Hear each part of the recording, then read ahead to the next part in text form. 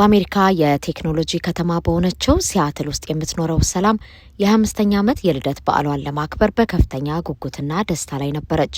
በስደት ሀገር የሚኖር ኢትዮጵያን የብቸኝነት ስሜት እንዳይሰማቸው እርስ በርስ መደጋገፋቸው የተለመደ እንደመሆኑ ሰላምም ከልጅነት ጀምሮ አብራት ካደገችውና አሁን በሎስ አንጀለስ ከምትኖረው የልብ ጓደኛዋ ሄለን ጋር የማይነጠቅ ወዳጅነት ነበራት።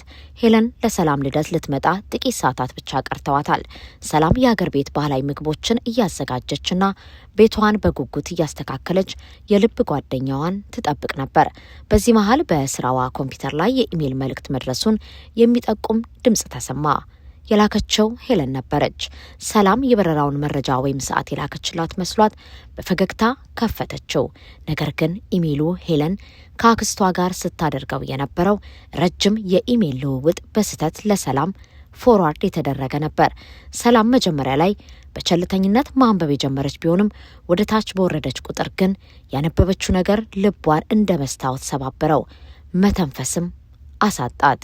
ሄለን ለአክስቷ በጻፈችው ደብዳቤ ላይ እንዲህ የሚል አስደንጋጭ አረፍተ ነገር ሰፍሮ ነበር። ሰላም ፊቷ በጣም ማራኪና ቆንጆ ነው፣ ነገር ግን ያን ያህል ወፍራም ሆኖ ከልቡ የሚወዳትን ወንድ ፈጽሞ ልታገኝ አትችልም የሚል ህመሙና ክህደቱ በዚህ ብቻ አላበቃም። ሄለን በመቀጠል ሰላም በጋራ የሚያውቋቸውን ጓደኞቿን እንደምትበድል እንዲሁም ከተለያዩ ወንዶች ጋር እንደምታድር የሚገልጽ ፈጽሞ ከእውነት የራቁና ስሟን የሚያጠፉ የፈጠራ ወሬዎች በዝርዝር አስፍራለች። ሰላም ከ15 ዓመት በላይ የምታውቃት ጓደኛዋ ከጀርባዋ እንዲያለ የክፋት ምላስ ይዛ መገኘቷን ስታይ ውስጧ በጣም ተረበሸ። የማቅለሽለሽ ስሜትም ተሰማት። ገና የኢሜሉን አስከፊ ውሸቶች አንብባ ሳትጨርስ በቢሮ ስልኳ ላይ የሄለን ስም ብልጭ አለ። ስልኩን ስታነሳው ሄለን በከፍተኛ ድንጋጤና በመንተባተብ ሰላሜ፣ በስህተት የላኩት ኢሜል አለ፣ እባክሽ ዝም ብለሽ አጥፊው እንዳታነቢው ስትል ተማጸነች። ነገር ግን ሁሉም ነገር ረፍዶ ነበር። ጭንብሉ ተገፏል። እውነተኛው ማንነቷ በግልጽ ወጥቷል። ሰላም በስልኩ ላይ ምንም ሳትናገር የውስጧን ከባድ እንባ አምና ስልኩን ዘጋች። በመቀጠልም ሄለንን እንዳትመጪ፣ የበረራ ትኬትሽን ሰርዢ የሚል አጭርና ግልጽ መልእክት ሰደደችላት። ያ ምሽት ለሰላም የለቅሶ ምሽት ቢሆንም 25ኛ ዓመት ልደቷ ግን በህይወቷ አዲስ የታሪክ ምዕራፍ የከፈተላት ትልቅ የብርሃን ቀን ሆነ። ሰላም የሰው ልጅ ዋጋ በሰውነት ቅርጽ፣ በክብደቱ ወይም ሌሎች ስለሱ በሚያወሩት አሉባልታ እንደማይለካ በተግባር የተረዳችበት አጋጣሚ ሆነ። በስደት ህይወት ውስጥ ጓደኛ መስለው ከጀርባ ምላጭ የሚሆኑ ሰዎችን ለይቶ ማወቅና ራስን ማክበር ትልቅ የህይወት ብስለት መሆኑን ተገነዘበች። ከራሷ ጋር ሰላም አውርዳ በራሷ ተማምናና ይቅርታ አድርጋ መኖር የጀመረች ሲሆን ይህ ታሪክ በስደት ላሉ ለእነዚህ ሁለት ኢትዮጵያን ሴቶች እውነተኛውን የጓደኝነት ትርጉም ያስተማረ ትልቅ የህይወት መማሪያ ሆኗል። የትራምፕ ምስል ያረፈበት አዲሱ የአሜሪካ የመታሰቢያ ፓስፖርትና የዜጎች የተለያየ ምላሽ በትራምፕ አስተዳደር ስር የሀገሪቱን 250ኛ ዓመት የምስረታ በዓል ምክንያት በማድረግ በልዩ ሁኔታ የተዘጋጀ አዲስ የአሜሪካ ፓስፖርት መታደል መጀመሩን ተከትሎ በዜጎች ዘንድ የተለያየ ምላሽ እያስገኘ ይገኛል። አዲሱ ፓስፖርት ከጁላይ 6 ጀምሮ በዋሽንግተን ዲሲ በሚገኘው የፓስፖርት ኤጀንሲ የተሰጠ ሲሆን አዲሱ የዲዛይንና የቀለም ለውጥ አንዳንዶችን ሲያስቆጣ፣ ሌሎች ደግሞ ይህንኑ ፓስፖርት ለማግኘት ሲሉ በሺዎች የሚቆጠሩ ኪሎሜትሮችን አቋርጠው በመጓዝ ላይ ናቸው።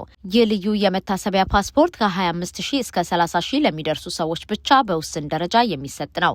ከመደበኛው የአሜሪካ ፓስፖርት በተለየ መልኩ የፕሬዝዳንት ዶናልድ ትራምፕ ምስልና የነጻነት አዋጁን ያካተተ ልዩ የጥበብ ስራ ይዟል። የውጭ ጉዳይ ሚኒስቴር ባለስልጣናት እንዳስታወቁት ይህ ፓስፖርት የሚገኘው በዋሽንግተን ኤጀንሲና በተመረጡ የፓስፖርት ዝግጅቶች ላይ አቅርቦት እስካለ ድረስ ብቻ ነው። ይህም አንዳንዶች ፓስፖርቱን ሲያዩ ያልጠየቁት ሆኖ ለምን እንደተገረሙና ሌሎች ደግሞ ፈልገው ለምን እንደመጡ የሚያስረዳ ነው።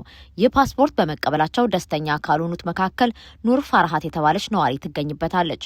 ለኒውስዊክ በሰጠችው አስተያየት ፓስፖርቱ መዘጋጀት ባትገረምም ሌላ መደበኛ ፓስፖርት የመምረጥ መብት ቢኖራት እንደምትመርጥ ገልጻለች። በዓለም አቀፍ ደረጃ እንጓዛለን፣ የእርሳቸውን ምስል በፓስፖርቴ ላይ መያዜ ደግሞ የፖለቲካ አቋም እንደማንጸባረቅ ይቆጠራል። ምናልባትም ይህንን የፖለቲካ መግለጫ ውድቅ ማድረግ እንፈልግ ይሆናል ይሆናል ስትል ስጋቷን ትናገራለች። በቪዲዮ መቅረጽ ያልፈለገችው ሌላኛዋ ሴት ደግሞ የትራምፕ ምስል ያለበትን ፓስፖርት ስትቀበል ያልጠየቀችው ነገር በመሆኑ ድንጋጤ እንደተሰማት ገልጻለች።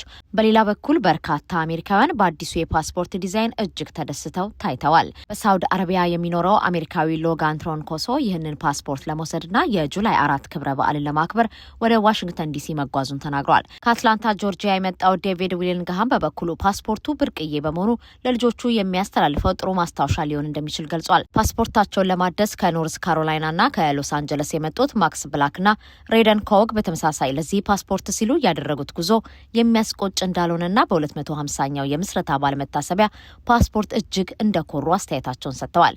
ድንገት ፓስፖርቱን የሚቀበሉ ብዙ ሰዎች ስለ ልዩ ዲዛይኑ መረጃው እንደማይኖራቸውና ሲያዩት ሊገረሙ እንደሚችሉ አስተያየት ሰጪዎችም ጠቁመዋል። የትራምፕ አስተዳደር በስራ ላይ የተመሰረተ የግሪን ካርድ አሰጣጥ ሂደትን ሊያጠብቅ መሆኑ ተገለጸ።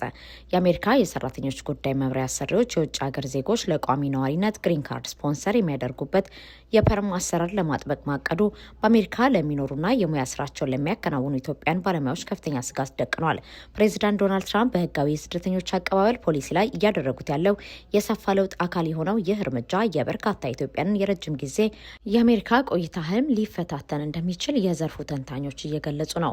በአሜሪካ ውስጥ በተለያየ የሙያ ዘርፎች በተለይም በጤና እንክብካቤ፣ በቴክኖሎጂና በምህንድስና ዘርፎች ተሰማርተው የሚገኙ በርካታ ኢትዮጵያን ቋሚ የመኖሪያ ፍቃድ ለማግኘት አሁን ባለው የፐርም ስርዓት ላይ በእጅጉ ጥገኛ ናቸው። አዲሱ የህግ ማሻሻያ አሰሪዎች አንድን ኢትዮጵያዊ ባለሙያ በቋሚነት ከመቅጠራቸው በፊት ያንን ስራ መስራት የሚችል አሜሪካዊ አለመኖሩን የሚያረጋግጡበት የቅጥር ማስታወቂያና የገበያ ፍተሻ ሂደት እጅግ ጥብቅና ውስብስብ ያደርገዋል። ይህ ሁኔታ አሰሪ ኩባንያዎች ለኢትዮጵያን ባለሙያዎች ስፖንሰር ለመሆን የሚያስፈልጋቸውን የገንዘብ ወጪና ጊዜ ስለሚያንረው ብዙዎች የውጭ ዜጎችን ከማስመጣትና ስፖንሰር ከማድረግ እንዲቆጠቡ ሊያደርጋቸው ይችላል። በተለይም በትምህርት ቪዛ ወደ አሜሪካ ገብተው ትምህርታቸውን ያጠናቀቁና በኤች1ቢ የሰራተኛ ቪዛ ላይ የሚገኙ ወጣት ኢትዮጵያውያን ምሁራን የዚህ ጥብቅ ህግ ቀዳሚ ሰለባዎች ይሆናሉ ተብሎ ይጠበቃል።